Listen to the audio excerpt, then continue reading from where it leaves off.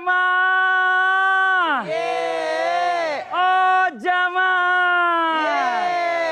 Alhamdulillah. Mana tepuk tangannya dong. Masya Allah buat semua jamaah Islami Tinda yang di studio dan juga yang di rumah yang baru bergabung nih ya. Kita ingatkan lagi, hari ini kita sedang membahas tema pesan tersembunyi di balik ibadah kurban. Alhamdulillah. Jamaah. Masya Allah nih luar biasa nih. Ada lagi nih yang lucu, yang seru nih. Ya mana dia nih? Ini dia nih. Ada video tayangan ya. Tentang pikat pembeli pedagang tawarkan bonus hewan kurban. Oh maksudnya gimana? Kok ada bonusnya? Kalau beli sapi dapat bonus kaki atau bagaimana? Coba kita lihat tayangan ini dia. Tak hanya menonjolkan kualitas hewan kurban jelang Idul Adha ini, para pedagang hewan kurban dadakan juga beramai-ramai membuat promosi untuk memikat hati calon pembelinya. Seperti salah satu pedagang hewan kurban di Desa Gandoang, Kecamatan Cilengsi, Kabupaten Bogor, Jawa Barat, yang memberikan bonus tambahan berupa 2 ekor kambing atau domba bagi warga yang membeli 3 ekor sapi sekaligus di tempatnya. Selain itu, pedagang juga menjamin semua sapi-sapi yang telah mereka jual tetap mendapatkan perawatan maksimal. Masya Allah. Tepuk tangan dong, Bu. Jualan berkah nih. 3 ekor sapi, gratis 2 kambing. Wah enak domba. banget, Masya Allah. Masya Allah. Aduh, tempat saya nggak ada lagi yang begitu ya. Ustaz Syam di sini. Ini ada pertanyaan lagi bagus. Ini buat jamaah Islam Tinda yang ada di rumah, ini juga pelajaran kita sama-sama belajar ya. Masya Allah ya. Ada orang nih, mungkin dia di tahun ini dia ada nazar nih. Ya Allah, kalau sampai saya bernazar nih, kalau sampai tahun ini saya punya uang untuk berkurban, saya berkurban. Wah. Ini kan jatuhnya kan sebenarnya terhitung nazar. Nazar ini kan kayak kita bayar hutang kita niat karena kita janji sama Allah. Nah, ini tetap dapat pahala kurban atau hanya menggugurkan nazarnya aja? Nah, ini mohon izin penjelasannya. Tepuk tangan buat Ustaz Syam. Baik, bismillahirrahmanirrahim. Sampai guru-guruku Habib Muhammad, Sazalulu, Mas Fadli serta guru-guru kami yang dimuliakan Allah Subhanahu wa taala, Al-Qur'an surah Al-Hajj ayat 28.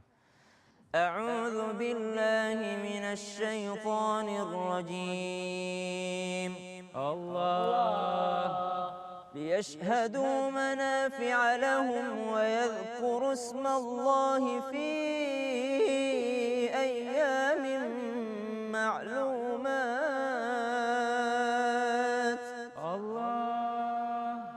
ويذكروا اسم الله في معلومات على ما رزقهم من بهيمة الأنعام فكلوا منها وأطعموا البائس الفقير.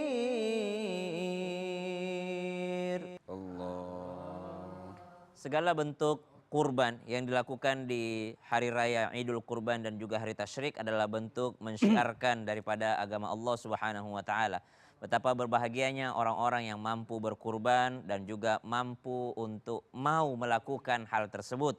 Kenapa? Karena di antara kurban ini adalah sunnah yang sangat dianjurkan tapi bisa berubah menjadi wajib kalau ada nazarnya. Jadi kurban pada dasarnya adalah sunnah, termasuk tadi ketika satu orang kepala keluarga sudah berkurban, maka menggugurkan kesunnahan anggota keluarganya. Tapi kalau ada orang yang bernazar dia dengan mengatakan, insya Allah sebentar lagi ini ada pengumuman kelulusan ujian. Ujian masuk PNS, ASN misalnya, atau pengumuman ujian ini segala macam. Ya Allah, kalau saya lulus saya berkurban tahun ini. Maka jawabannya kurbannya menjadi bukan sunnah lagi, tapi menjadi wajib bagi dirinya. Apa perbedaannya kurban sunnah dengan kurban wajib? Kalau kurban sunnah bisa dinikmati dagingnya oleh yang berkurban dan keluarganya. Tapi kalau kurban wajib, karena dia bernazar menjadi kurban wajib, maka dia tidak bisa untuk mengkonsumsi daripada daging tersebut. Berikut juga anggota keluarganya tidak boleh mengkonsumsi daging ini. Karena dia adalah kurban yang wajib. Pahalanya bagaimana? Tetap dapat pahala kurban. Tetap dapat. Karena nazarnya dia mau berkurban. Oh, tapi nggak boleh dimakan dagingnya. Nggak boleh dimakan sama keluarga-keluarganya nggak boleh. Betul, menurut mazhab Syafi'i yang dijelaskan kembali oleh Dr. Wahbah Zuhaili. Masya Allah, terima kasih banyak Siap, Ustaz Syam. sama-sama Mas Fadli. Tepuk tangan buat Ustaz Syam. Aduh senang banget ya jamaah ya, inilah pentingnya kita belajar. Jadi kita nggak keder, nggak salah dalam mengambil keputusan ini Masya Allah nih. Nah sekarang buat jamaah Islam itu yang ada di rumah nih, waktu kita memberikan kesempatan kembali kepada jamaah yang ada di studio mewakili jamaah yang ada di rumah nih untuk bertanya langsung sama guru-guru kita. Tapi sebelumnya kita kembali dulu ke segmen Tanya Dong Ustadz. Kami semua tanya dong Ustadz. Oke boleh yang mau bertanya silakan. Angkat tangannya. Mana ini dulu? Oh ini dulu yang deket lagi. Ibu izin silakan. Assalamualaikum warahmatullahi wabarakatuh. Waalaikumsalam warahmatullahi wabarakatuh. Izin bertanya Habib. Iya. Siap. Saya dari Majelis Taklim Al-Muhajirin Bandung. Iya nama ibu? Nama Ida Badriah. Tepuk tangan buat Ibu Ida. Iya. Pertanyaannya Ibu. Begini Habib, sebagian besar sekarang banyak yang di sekolah-sekolah ada tabungan kurban. Nah tabungan kurban tersebut untuk satu kelas, misalkan kambing satu atau sapi satu, apakah boleh, apakah sah atau tidak? Oke, buat satu kelas soalnya nih, patungannya satu kambing doang katanya gitu. Atau sekalian satu kampung. Itu aja Ibu Ida. Iya. Iya. Ya, terima kasih. Assalamualaikum warahmatullahi wabarakatuh. Waalaikumsalam warahmatullahi wabarakatuh. Ibu Ida kayak kecil banget, dia turun lagi ke bawah. Ya Allah Ibu. Silakan Bibi jawab Bib. Tepuk tangan buat Habib Muhammad Syahab.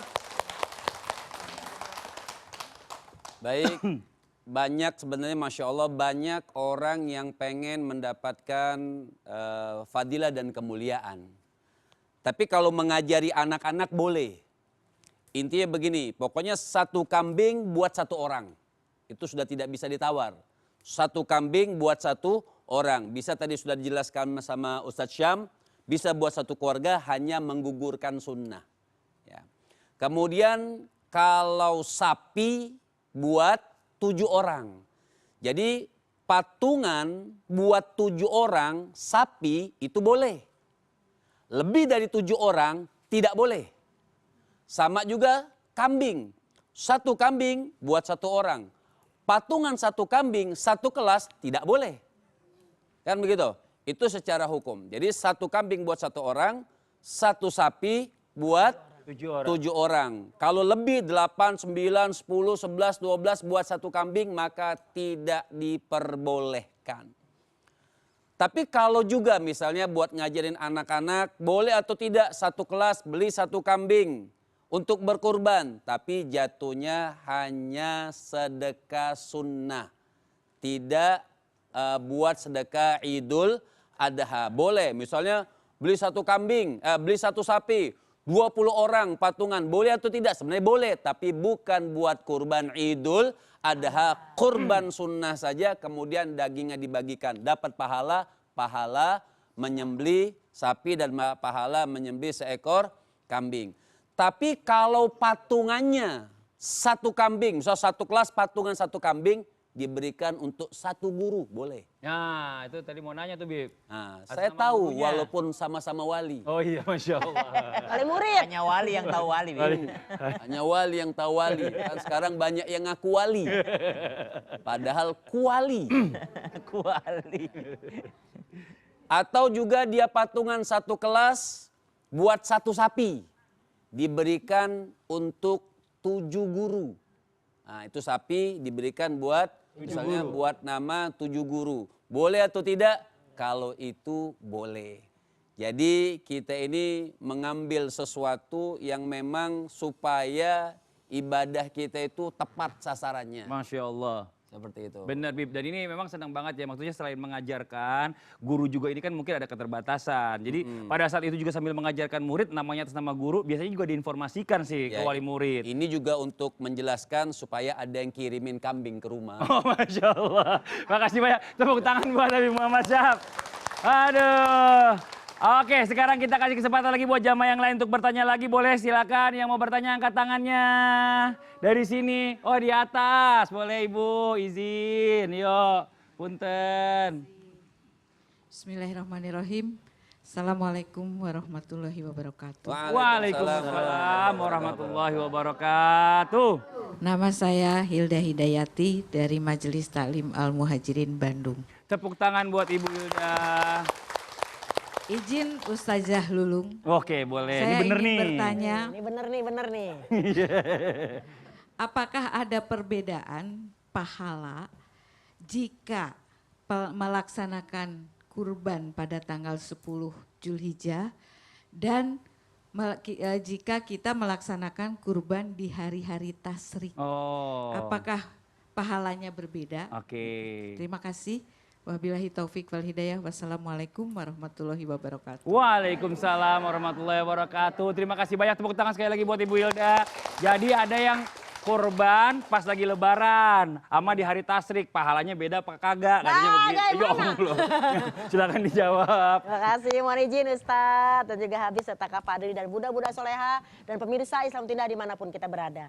Jadi kalau kita ngomongin kurban memang ini semua sangat cinta kepada Allah. Maka tuh kalau kita sholat aja nih ibu-ibu paling senang kalau nggak sholat kulu, kalau nggak sholat inna ataina. Kenapa? Karena paling pendek. Fasoli li rabbika wanhar, sholatlah dan berkurbanlah. Gimana misalnya kalau kita berkurban, ada yang di hari rayanya atau di hari tasriknya. Emang biasanya kalau kita berkurban itu hari raya, tapi setelah sholat Idul Adha. Tidak boleh kita itu menyembelih berkurban itu pada saat masih pagi. Kan kita mau sholat, nah itu yang kagak boleh. Tapi kalau misalnya kita ba'da sholat id, ya kan biasa itu dipotongnya zuhur ya Bu ya. Jadi ayo kita pada sholat nih, pagi-pagi kita pada puasa dulu tuh. Pada puasa dulu ya kalau nggak salah ya. Menahan dulu kan, imsak. Kemudian baru kita sholat, baru setelah itu pulang kita pada ke masjid itu ya kita ngelihat. Nah kalau di Idul Adha itu pada hari itu kita berpahala. Tapi boleh nggak kalau kita berkurban pas hari tasyrik? Kita lihat dulu kondisinya. Karena apa? Dalam surat 64 ayat 16 dinyatakan Bismillahirrahmanirrahim. Fattakullah mastata'tum. Bertakwalah kalian sesuai dengan kesanggupan kalian. Misalnya nih sikonnya nih. Ternyata di hari Idul Adha itu kan memang afdol ya Bu ya. Di hari itu ternyata tukang potongnya kagak ada. Ternyata tukang potongnya sakit. Ya bagaimana? Banyak callingan potong. Banyak callingan. Ya kan Bu ya? Gitu. Itu bisa jadi. Mana kita tahu. Mungkin hari ini ya pokoknya nanti beres lah. Tanggal 10 Zulhijjah. Tiba-tiba dia kurang sehat. Makanya Bu, kita harus jaga kesehatan ya kan. Karena sehat itu mahal. Ya enggak? Dan sakit itu sangat mahal. Yang paling mahal lagi sehat disakitin. Mudah-mudahan kita nggak disakitin ya Allah. Jadi yang kedua, boleh saja yang namanya di hari tasyrik. Apa sih arti hari tasyrik? Hari di mana daging ketika pada saat 10 Zulhijjah kita potong, itu kita jemur, jadiin dendeng. Karena itu sangat panas, itu tasyrik. Jadi boleh nggak? Boleh. Masalah pahala gimana? Balik lagi. Di surat tadi nyatakan bertakwalah sesuai dengan kesanggupanmu. Ketika kita bisa di awal hari Idul Adha, Allah berikan pahalanya. Ketika hari tasyrik, Allah berikan juga pahalanya. Yang tidak punya pahala, yang tadi Habib bilang udah nggak kurban, cerewet lagi. Komplain lagi. Nah disinilah kita melihat bahwasanya di dalam surat Az-Zumar dinyatakan orang-orang mendengarkan pendapat ini begini. Ya stamina kau dengarkan saja pendapat para guru-guru kita.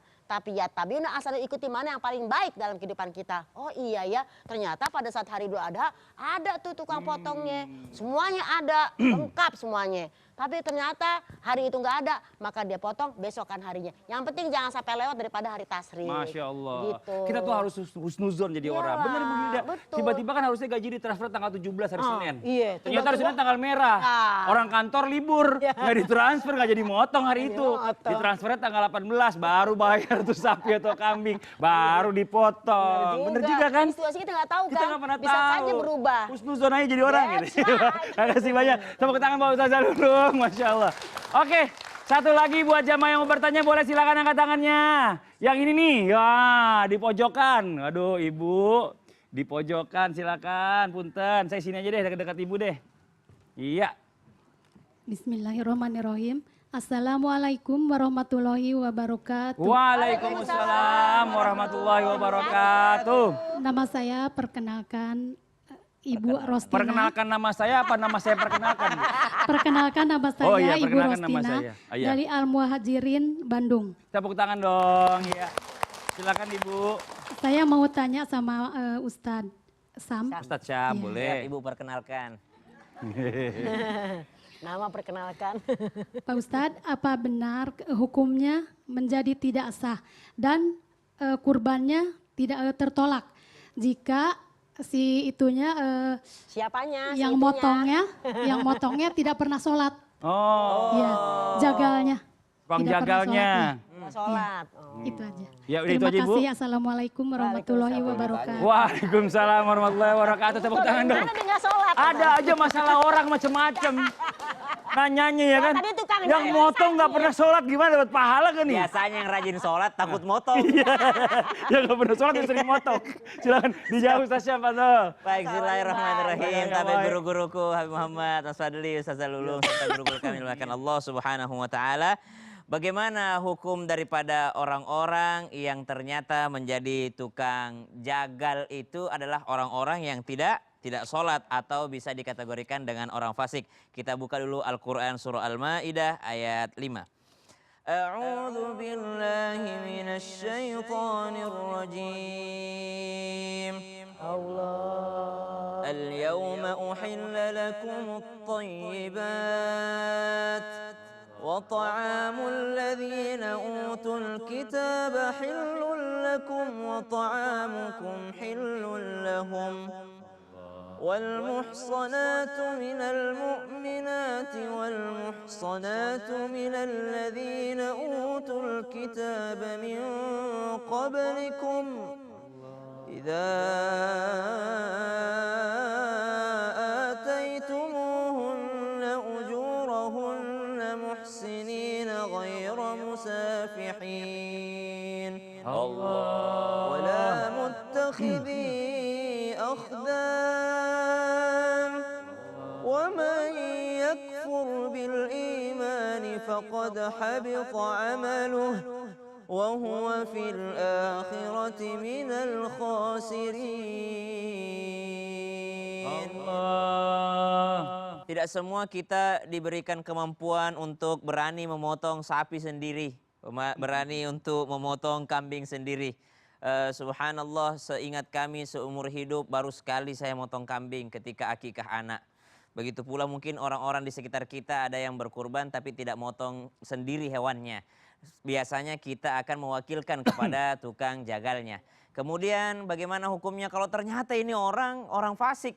Islam sih KTP-nya, tapi tidak sholat, tidak pernah muncul di masjid, bulan puasa kayaknya tidak puasa juga, maka pentinglah kita untuk memilah-milih siapa yang akan memotong daripada hewan kurban. Walaupun tetap sah kalau dia baca bismillah ketika dia memotong hewan kurbannya. Cuma kurang afdol. Kenapa kurang afdol? Karena kalau orang yang soleh biasanya tahu adab-adabnya. Masya Allah. Jangan sakiti binatangnya, Betul. pisaunya harus tajam, Nah. binatang yang lain jangan sampai lihat temennya disembelih, Wah, Masya gitu. Jadi Allah. dia tahu adabnya, berarti pahalanya juga, masya Allah, ketika yang memotong ini adalah orang yang baik, soleh. orang baik. Masalahnya kebanyakan orang soleh nggak punya golok yang tajam, itu dia masalahnya.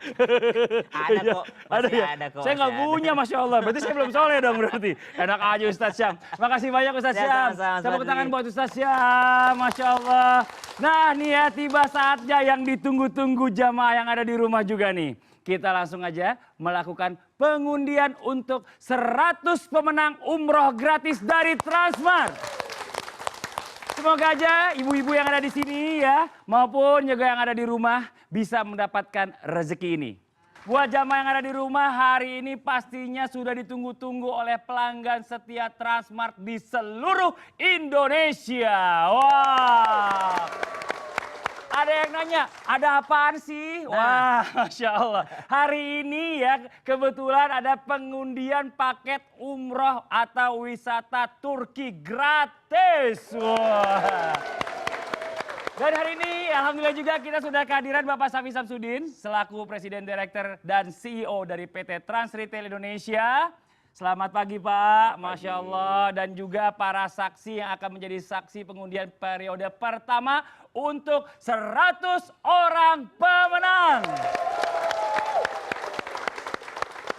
Buat bapak-bapak jamaah ataupun ibu-ibu yang di studio maupun di rumah, pokoknya jangan sampai kelewatan. Siapa tahu nama ibu atau bapak yang terpilih. Wah benar banget, amin. Mbak Safi, amin. Mas Fadli, Siap, Pak. Ustaz Syam, Siap. dan seluruh pelanggan setia Transmart di seluruh Indonesia. Undian ini adalah sesuatu yang real Masya dan Allah. bukan rekayasa. Wow, tepuk tangan dong Bu. Paket umroh dan wisata Turki gratis ini merupakan special hadiah untuk semua pelanggan kita yang telah berbelanja di seluruh gerai Transmart. Dan sekarang tiba saatnya melakukan pengundian nih. Tapi sebelumnya ya, kita mempersilahkan Pak Safi dari pihak Transmart memberikan laptop yang masih disegel kepada perwakilan Kementerian Sosial Republik Indonesia. Dan penyegelan laptop ini untuk diketahui ya, sudah dilakukan sesuai SOP Kementerian Sosial Republik Indonesia yang sudah ditentukan. Wah, ini Masya Allah. Nah, mohon izin perwakilannya boleh maju ke depan. Masnya silakan. Wah, ini ya. Kita lihat sama-sama kita buka segelnya. Masya Allah. Silakan Bapak. Bismillahirrahmanirrahim. Bismillahirrahmanirrahim.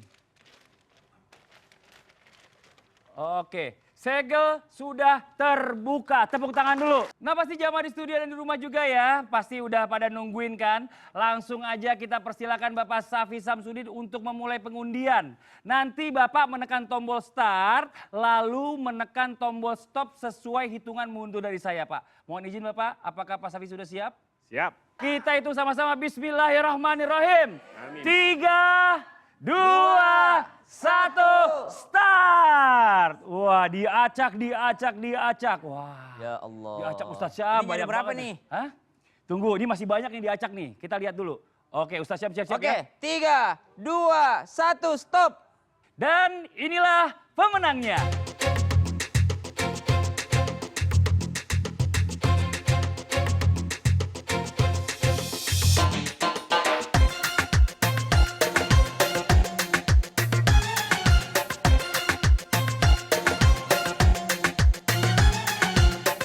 Kita tanya dulu sama saksi. Apakah sudah sah?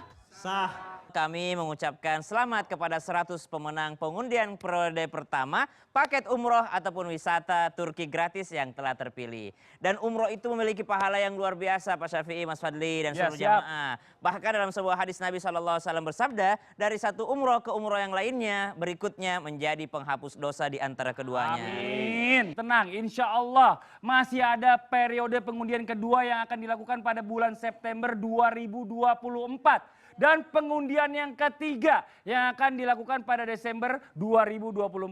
Dan syaratnya mudah banget. Cukup belanja di seluruh gerai Transmart di seluruh Indonesia dengan kelipatan minimal Rp100.000 dalam satu stroke. Maka pelanggan berhak mendapatkan 1 e-kupon. Kemudian sebutkan nomor handphone ya ke kasir dan nanti akan terregistrasi ya secara otomatis di mesin kasir. Dan tak lupa juga kami ucapkan terima kasih banyak kepada Pak Syafi'i yang sudah berkenan hadir. Pak Syafi'i terima kasih Masya banyak. Allah. Begitu pula terima kasih banyak kepada seluruh saksi yang sudah berkenan Para saksi, hadir terima juga. kasih banyak, Bapak Ibu. Dan sekali lagi kita mengucapkan selamat buat para pemenang undian periode pertama dan juga perlu dicatat ya. Untuk para pemenang undian nanti akan dihubungi oleh pihak Transmart. Dan pastinya tidak dipungut biaya apapun. Karena pajaknya ditanggung Transmart. Buat jamaah di rumah jangan kemana-mana dulu ya. Karena setelah ini masih ada ilmu yang mau disampaikan oleh guru-guru kita. Jadi tetap di Islam itu indah. Jamaah, oh jamaah. Alhamdulillah.